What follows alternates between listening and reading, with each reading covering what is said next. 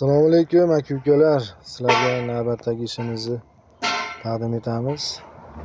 Bu ishimiz Andijon viloyati Sharxon tumanida barpo bo'ldi. Korzinka tomiga konteyner profilidan naves qurib berdik. Mana ko'rishinglar mumkin. 3-etajda tomiga konteyner profilidan mustahkam, chiroyli, hamyonbop qilib naveslar qurib berdik. Xizmatlarimiz O'zbekiston bo'ylab barcha viloyatlarimizda xizmat ko'rsatamiz.